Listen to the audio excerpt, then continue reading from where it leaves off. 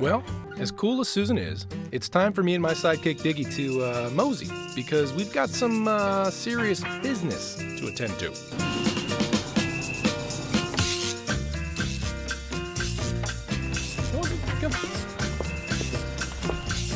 John! Someone wanted to get here all day. Good to see you. How you doing, bud? Very good. What are we gonna start with? Viognier. Okay, old school question. Some people don't know. Why do you always start on the lightest end of the scale versus the darkest end of the scale, John? Well, I mean, you just want to start with a fresher, cleaner wine, sort of light on the palate. If you started with a big, heavy Syrah and then tried to taste a delicate Viognier, your palate would be wrecked. So you want to start light and end heavy. All right. Cheers, man. Cheers. Good to see you. Good to see you.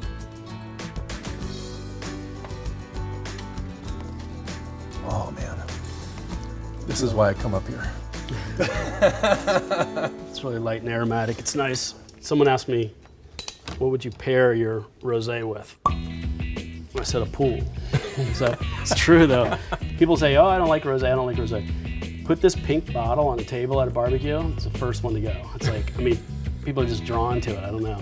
It's like there's that one movie, To Be Unnamed, where it's like, I'm not drinking any fucking Merlot. Mm-hmm. And this one great bartender served me a great Merlot, and he goes, it's just a line from a movie.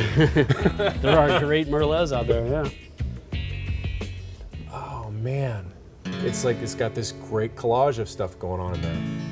It's a fun wine.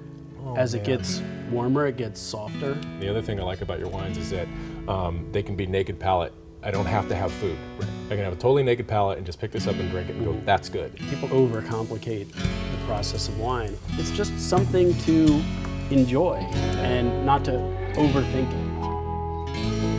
The best story I ever heard about the whole point thing was all you need is a 5-point scale, which is basically a 1, you're not gonna drink. Yeah. No way. A number 2 is a day-to-day.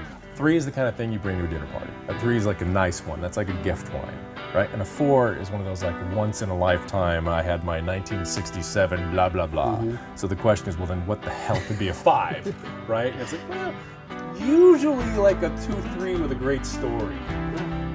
And You're that's with. that thing where like, I had no money. I was in France. I bought a bottle for $3. Me and my friend drank was it out of the the best bottle. wine and decided it was ever. but you remember the wine and the person and the story. Like that's a 5 has to be the story and the people. Right, I totally You know? agree. So this is a GSM. Wow. Grenache, Syrah, and Mourvedre. Possibly our most complicated wine in that it really evolves and changes a lot more than most. You taste that Grenache right out the gate, and then the Mourvedre kind of mellows it out, and then the Syrah gives you this great smoky aftertaste. Again, super fun wine. You can just open it and drink it. I love So, that. Oh, God, that's good, man. That's another thing I love about really good wine. Your conversation goes off and you come back and like every time it's like rediscovering it again because it has also changed a little bit during the time in your glass. It's definitely evolved. I love that. Yeah, I love this wine. This is awesome. And you know what? I'm telling you, I have always dreamed of making my own wine. It's the artistry of it. I've always wanted to try it, you know? So that's got to be. It's not that hard. If you're around somebody that kind of can guide you and help you, Yeah. it's pretty simple. It's I'm going to not- be your groupie and learn how to make wine, man, because someday. Cheers, man. All right, I'll go get this pump started and Sure, finish yeah. this thing up. Time for my first lesson. Because as luck would have it, today is the day that John is filtering his 2012 Grenache Rosé with a little hint of something special in there.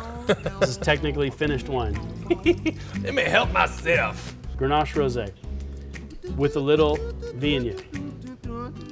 Because that's different from that one. Different from last year. We basically lifted the nose a little bit on this. We've tried to, bring in a little more aromatics on it. I really have an affinity for Viognier, and it just seemed like a good place to sort of experiment with it, and this was it. So Yeah, thank you for your experiment. it's All fun. right, It's so the fun part.